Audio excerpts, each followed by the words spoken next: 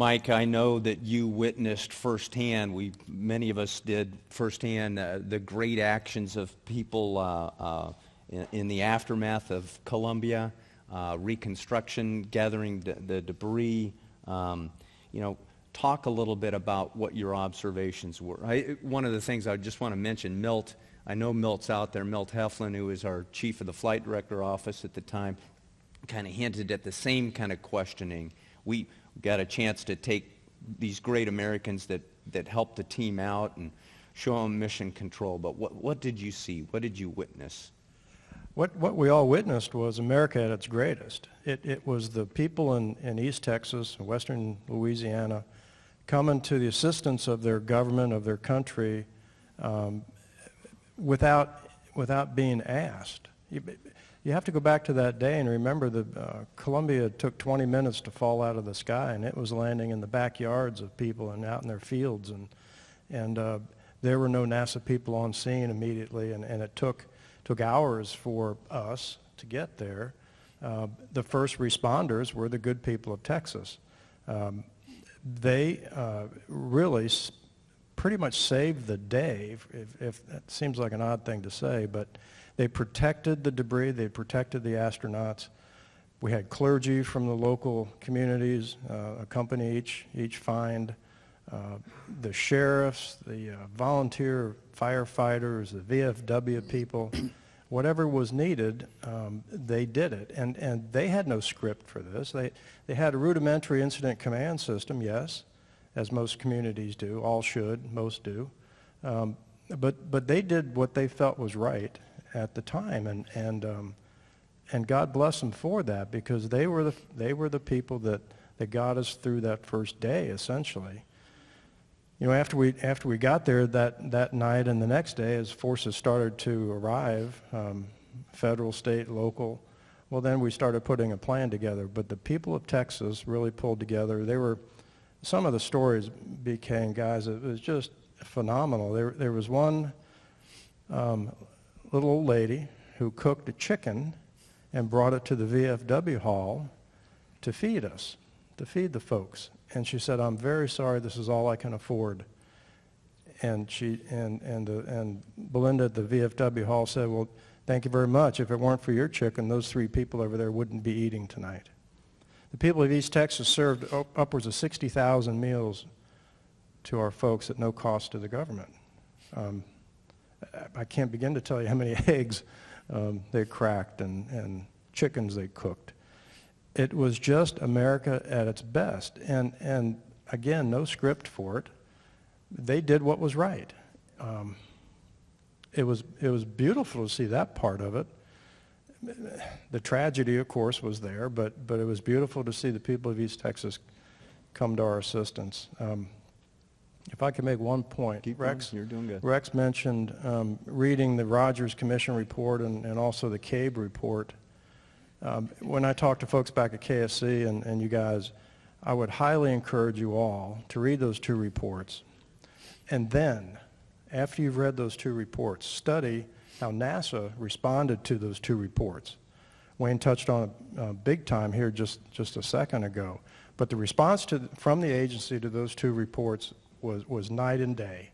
And God forbid you're ever faced with something like that again, please adopt the Columbia response if you can, given whatever circumstance you have. The response from the agency was outstanding. It was open communications. It was doing the right thing again, just night and day. So please do that, if you will. Okay, thank you, Mike. So Mark, Orion's unique, and we're planning to operate beyond low Earth orbit. We haven't been there since Apollo. What lessons do we need to take forward? How are you leading us in that direction to apply what we're talking about now?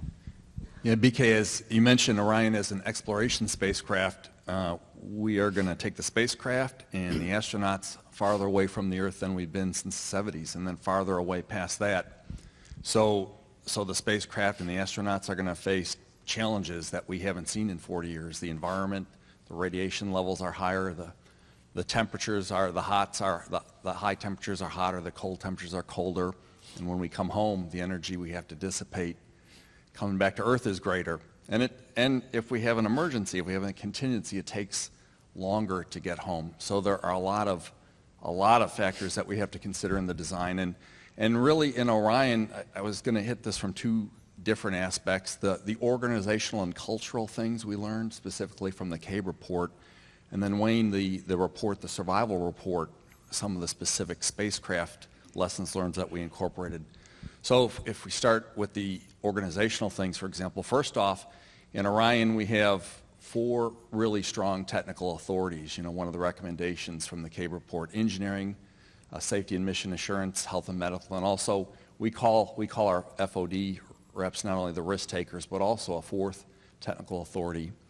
We have a really diverse team: engineering backgrounds, educational backgrounds, previous occupations.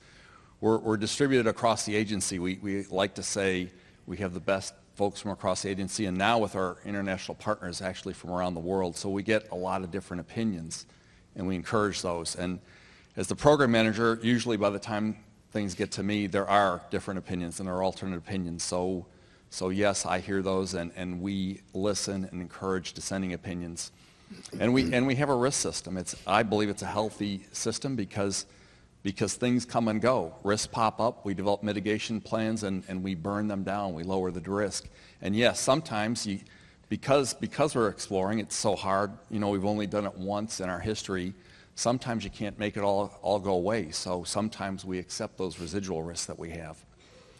So I think we've done a lot of things, and one of the things, Wayne, that we did really in light of the report, we have actually a special group in one of our organizations called Crew Systems Integration. Used to be Neil Zapp that led it. Now it's Jason Hutt. Neil just recently left Orion. But at our life cycle reviews, we specifically go through the recommendations in the report. So for example, at PDR, at our first CDR, we'll do it again at our Delta, and we go evaluate ourselves on how are we doing. In some areas we're doing good, in some areas we still have some work to go. But for example, a few of the things, like one of the chapters talks about dissimilar redundancy and degradation of systems. So we focused on that, and there are a lot of examples. Everything okay? Yep. All Carry right. on. You folks sitting right Yes. there might luck out. Watch out for the debris from the light. Yeah. One example, for example, you guys okay? Yeah, it's good. I think we just lost a light right up there. We're good to go. Navigation, for example, here on Earth, I couldn't read the map anymore. I use Siri to get me where I'm going to. And when you explore, unfortunately, we don't have a universal GPS yet. So we are still dependent on ground stations. The Deep Space Network will track Orion, and the control center here will develop new state vectors and uplink them. But as an example of a dissimilar redundancy, should anything happen, either the comm system on the spacecraft or the network here, we have this thing called an optical navigation system, which is a high-precision optical device, which by looking at the Earth, by looking at the Moon, can figure out where the spacecraft is and navigate back home so the crew can get back, again, with a dissimilar redundancy. Survival systems. Again, when you're so far away, survival takes on a new meaning, and one of the things we had to consider when you're in LEO, the people working space station know this, if there's a really bad problem, you can hop in a spacecraft and you can be back on the ground in 2 hours really quickly. When we're in orbit, especially these NROs, near rectilinear orbits, we're talking about building the gateway, and it takes days. It could be 6, 7, or 8 days to get home. So we looked at what are the survival situations there, and for example, one of the things is, again, survival talks about when you go beyond the redundancy and the designed-in safety factors. So one of the really bad things could be cabin leak. So we put all of the critical systems you need to get home on water cooling. They're not air-cooled, so if there's no air, the spacecraft continue to operate, and we're building the suits such that the crew can don them. It won't be very comfortable, but it's a way to get home, and we have a closed-loop air system which will return the crew home. So we've thought about survival in this case.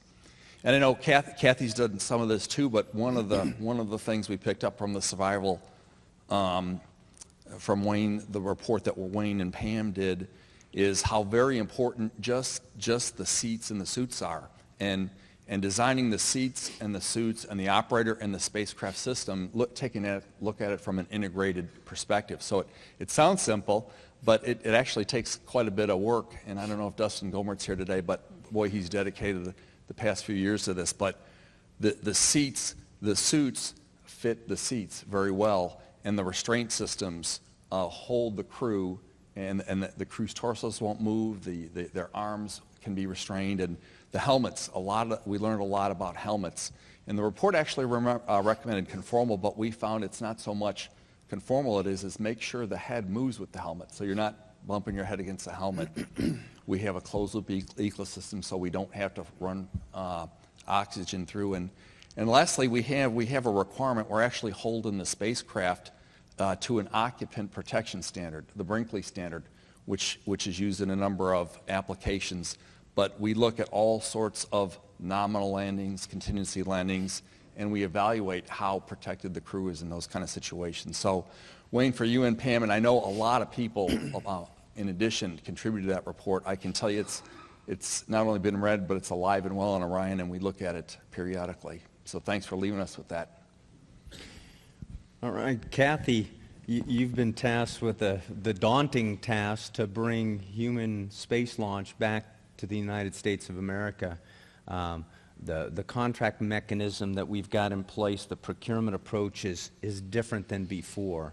The active involvement of the agency is less than what it's been in the past. How have you learned to accommodate the lessons learned from Columbia in that environment?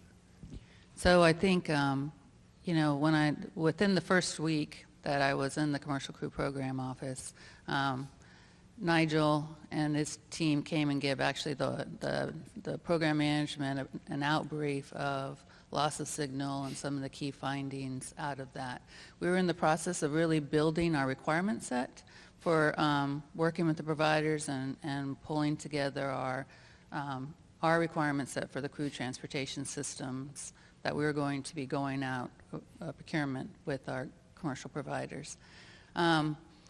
So understanding really those lessons learned from the accident and making sure that those lessons were incorporated in our requirement set, so making sure the abort requirements and the the suit requirements and the seat requirements and the redundancy and making sure that we applied, what Rex talked about, our PSA strategy and loss of crew requirements, loss of mission requirements. So making sure that the standard that we're applying with our commercial crew providers is the appropriate standard, and taking those lessons learned. Not only lessons learned from Columbia, but lessons learned from what Orion had been working through also, right? I think we as program managers find out that sometimes through failure you learn a lot. You sometimes learn more from that than you learn from success. And so I actually, when you look at all the things that we learned just from that requirement set, but also from a safety culture perspective, how do you make sure that you're having the right discussions? We have a fixed price contract with our providers, and so it's something with us that we have to make sure that communication is always there, that ability for them to talk about failures is always there, for us to talk about failures.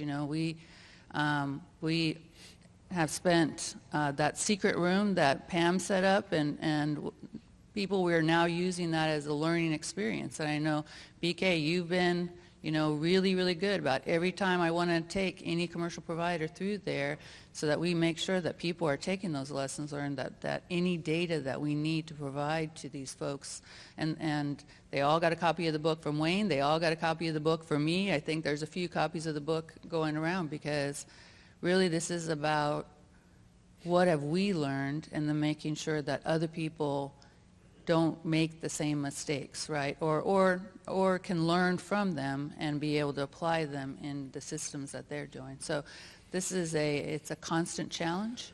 We're also applying the technique where even after we're done with the designs, we've worked through certification, our providers are also required to do a crew survival assessment of their systems to, even after going through and working through the whole verification, what would be the next areas that I, as a program manager, could invest in to further increase the capability of the systems that already meet our requirements, right? So I think that continuing to look at those kind of things over time, too, is another lessons learned that we have. So hopefully these are lessons learned that, you know, a big job that Mark and I have as program managers is to make sure that the folks here in the room and the folks working in our programs are continuing to take those lessons, but then we are continuing to provide those new lessons, because we will learn lessons out of our development and operations of our vehicles, and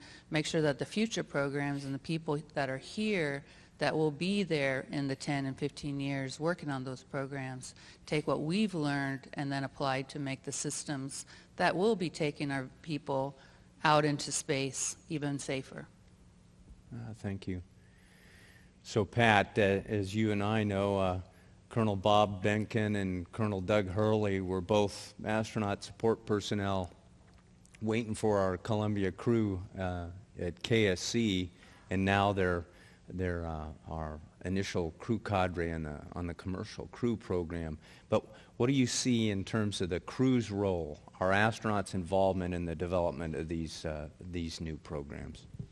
Well, I think that we just have maybe renewed focus in it. I believe that we've done from the very beginning with the Mercury program, where we had the astronauts there as part of the development, on the floor, in the technical meetings, helping with displays, software, and we've continued that all along. I understand we did it well with who we had in the beginning of the shuttle program, but I think just the renewed focus in making sure that we are as knowledgeable in the systems and the spacecraft as we can be for our benefit in the case of emergency, but also in the early development. But I've listened to some of the technical stuff about lessons learned and how we carry those forward. I'd also like to share, I've been reflecting as they talked about some other things we learned. I remember right after the accident, as an office, we came together. I think it was in the Hilton Hotel,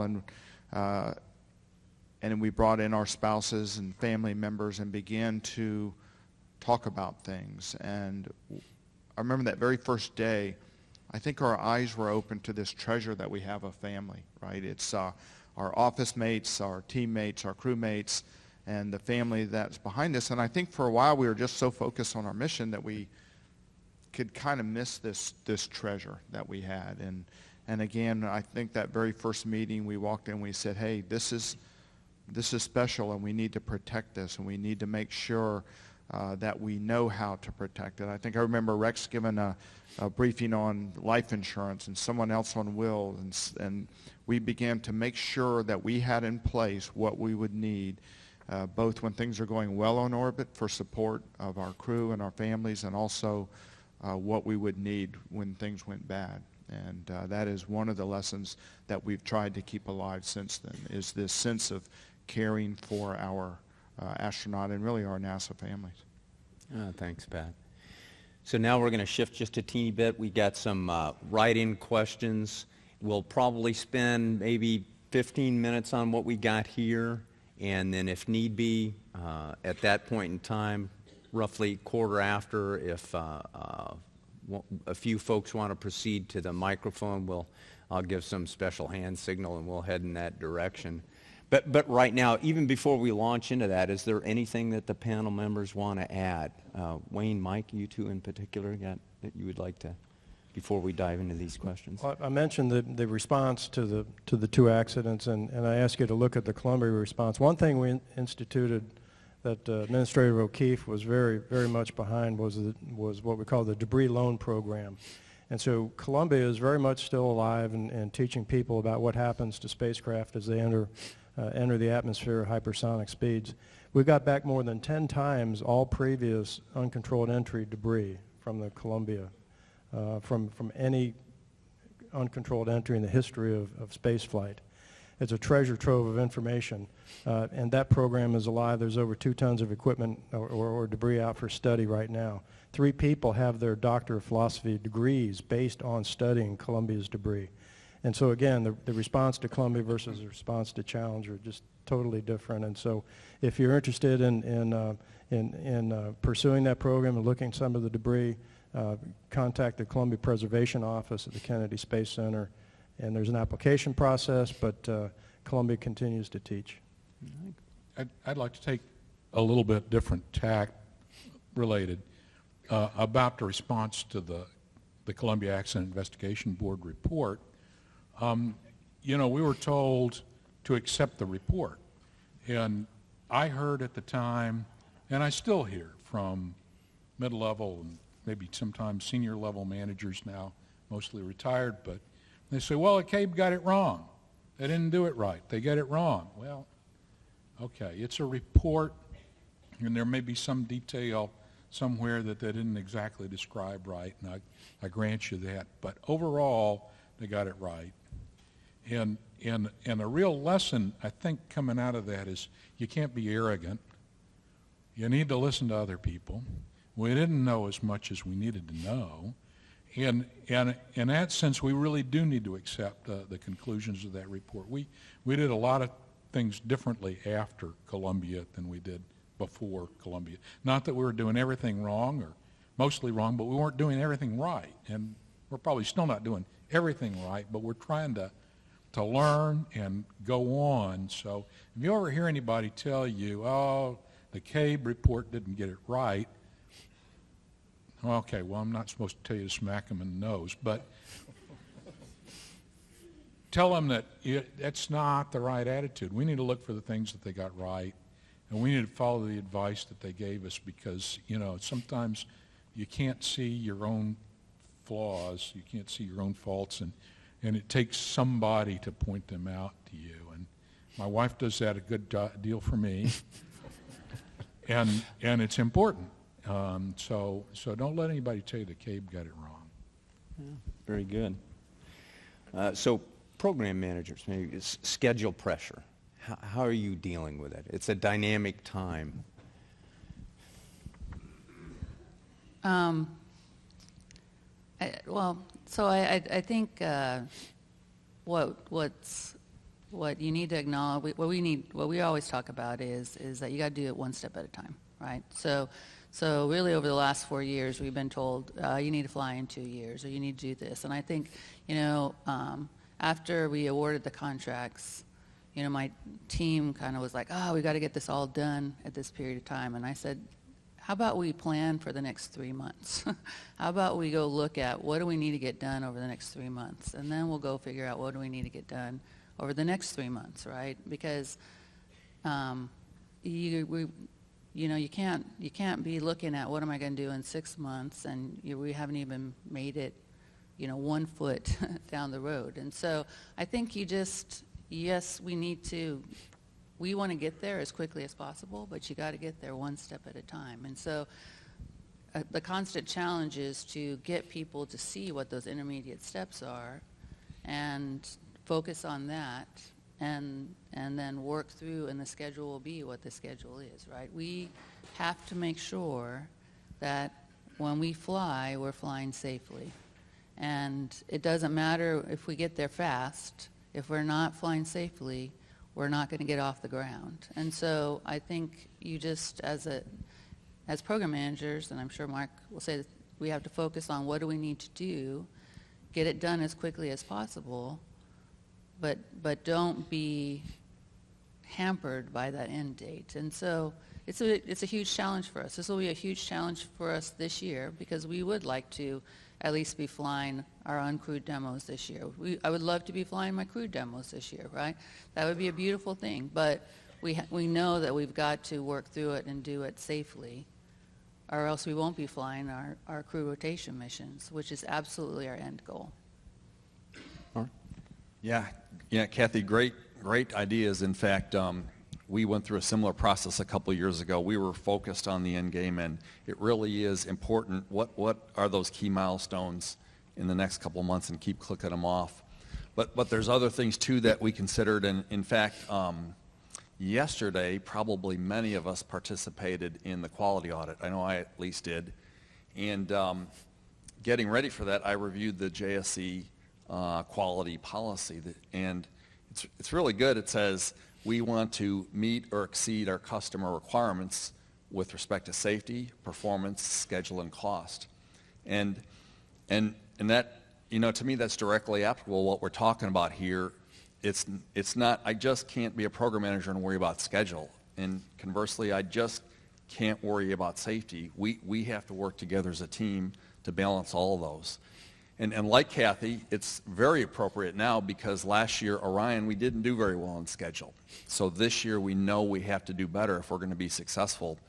And a lot of these things aren't easy. So in fact, as a management team, as a leadership team, we're going to go talk about this Friday.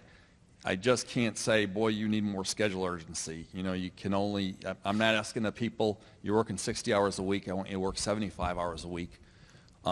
You have to find ways to move faster. And so as I'm thinking about this, as I reviewed the JSC quality policy, then this Sunday I opened up activity reports. And I started reading these, and my God, if right there in the activity reports, there they were examples of urgency right there, and the team's doing it. The team's finding ways. And just from this week's activity report, for example, we are coding our windows that we're going to put on the M1 spacecraft by this small vendor. And apparently we, in combination with other customers, have overloaded, and we do this a lot, by the way. We've overloaded this vendor, and they told us just a week or two ago, by the way, it's going to be a month slip. So we didn't just say, well, forget the coding. What the team did is they said, okay, what are our alternatives? And they said, boy, that company really knows how to do coding. We don't want to move the coding. But the driver of this company's schedule was the NDE, the inspection that comes afterwards. So the team found another place to do the NDE and pulled that schedule slip 2 back. So again, that's an example. You talk about how not only is the performance important, the safety important, but we got to meet the schedule. So the team worked it. Another example just recently, boy, you talk about a day, it wasn't a very good day. Actually, I was on an airplane. I was on an airplane flying to Europe, and I got an email. I was logged on the internet, and it said these quantity sensors that go in fluid systems, both on the crew module and our service module, our European service module. They were going through their test program, and these quantity sensors started falling apart. Not a good thing, really. And by the way, all of these devices where these sensors are in, the pumps on the service module, the pumps on the crew module, they're fully assembled. In fact, the month prior, I was at UTAS and I saw the pumps. Bigger than a breadbasket, fully assembled. So to get at these sensors, we would have to take it apart. So again, one of the things we could have looked at, boy, is it okay if the sensors fall apart? And by the way, we did ask that question. But when we found out, yeah, it probably wouldn't be a good thing, especially in the service module if they fell apart, we got serious about fixing them. And I called Alan Flint, many of you know Alan, who now heads the UTEST decision. I said, Alan, this is going to be a problem. And he prioritized it, and it was amazing. It's a very long contractor change, especially for ESA, from UTAS to TASI, the company that then takes it to the next higher assembly. But we got all of the people involved in that contractor change together.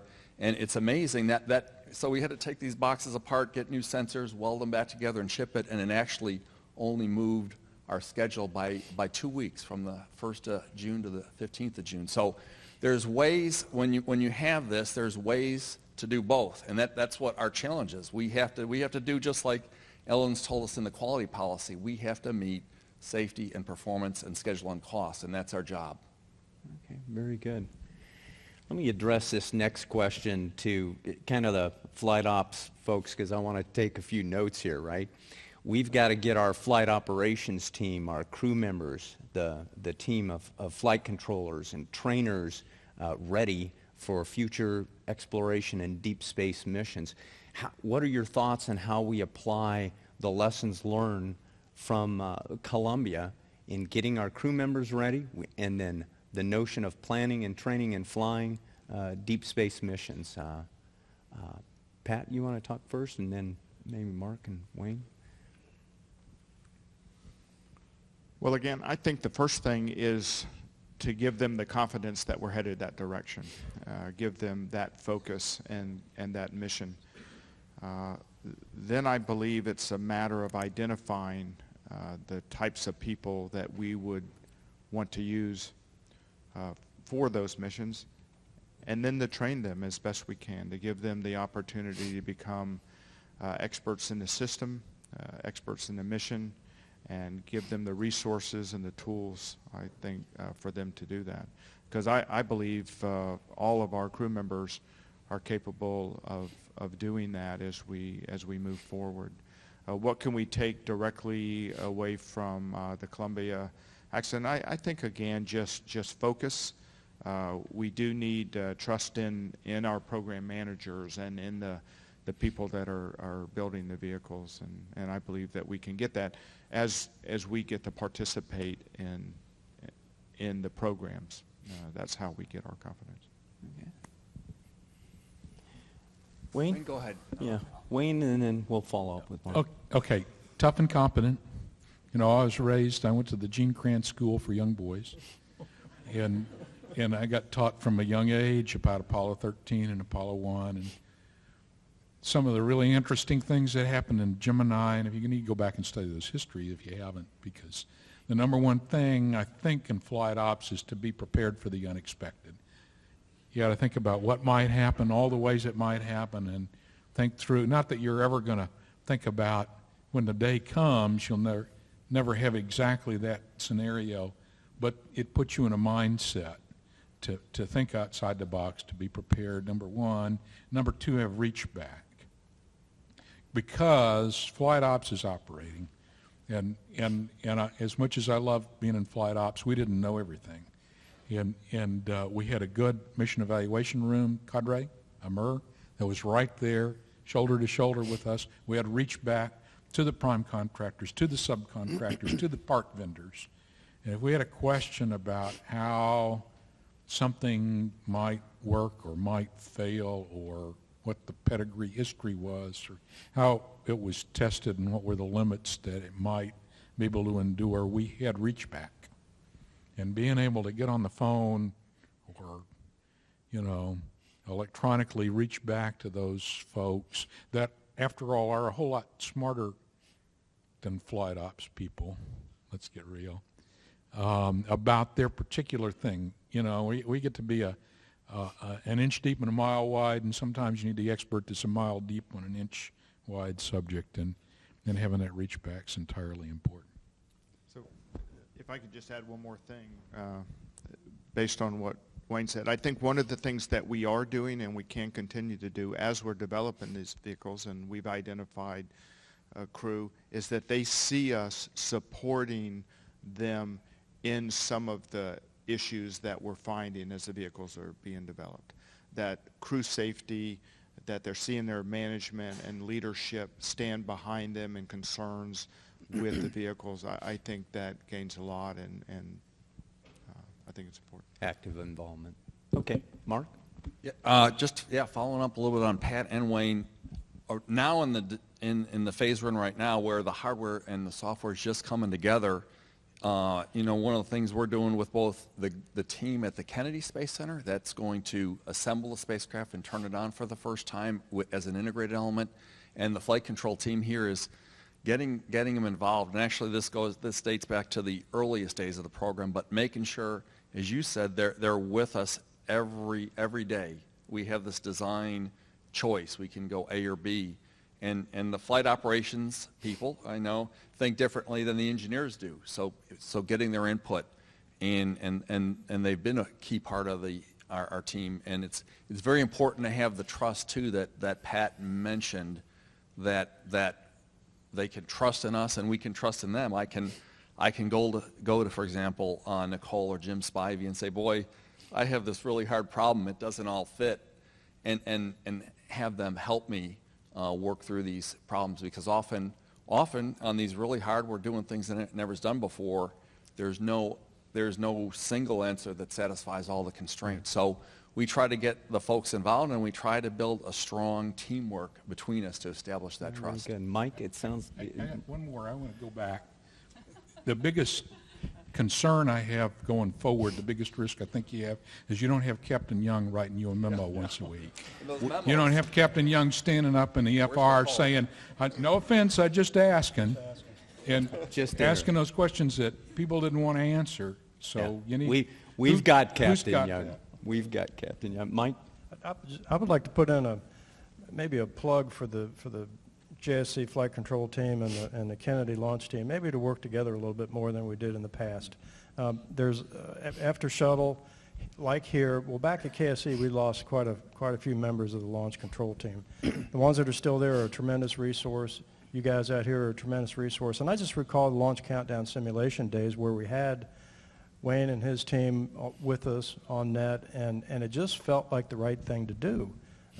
And so I would recommend, as Mark started touching on, maybe we can train as an integrated team a little bit more, because again, it's the right thing to do. I always felt good when I could call up on the net and have a flight director or ecom out here, someone answer a question, and maybe we can work together more. Yeah, we'll be doing it. I think the unique aspect, and I think, Pat, the flight operations group actually for commercial crew has been an essential part of transmitting the data from 50 years of experience to these commercial providers. I mean, not just there to support, but actually to aid and ensure that the commercial providers have all the information, all the lessons learned that we have, all that, and then help them as they're building their systems to be able to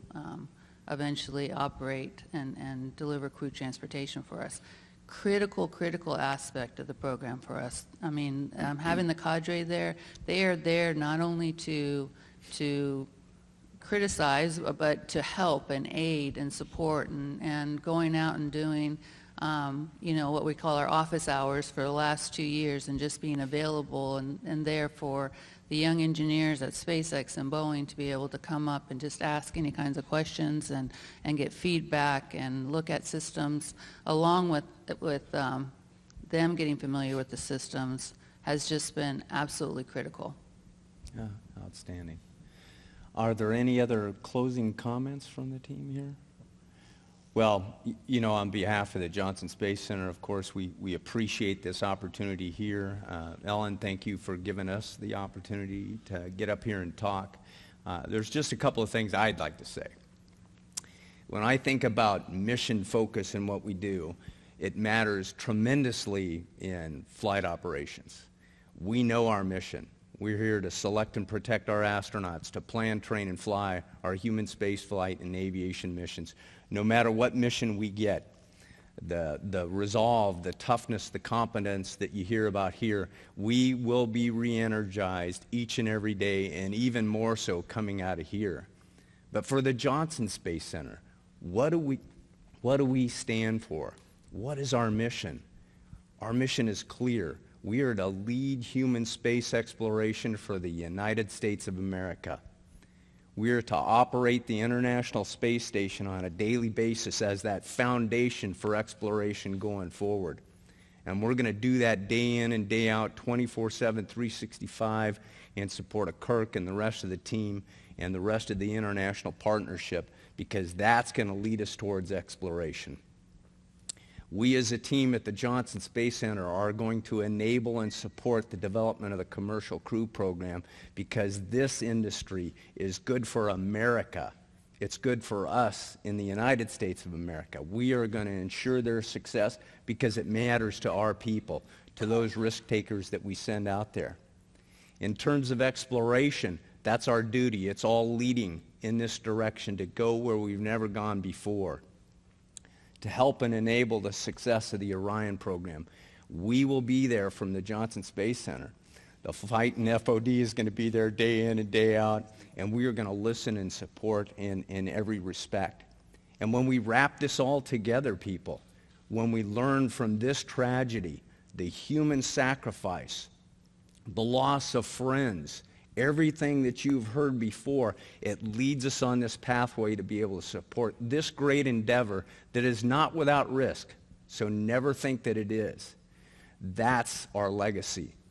That is what we get to do to honor the people that have lost their lives in support of the United States of America, in support of this great agency, and in support of human spaceflight and exploration. So with that said, I'd say a round of applause for these great people, and that ends our get together. Thank you very much.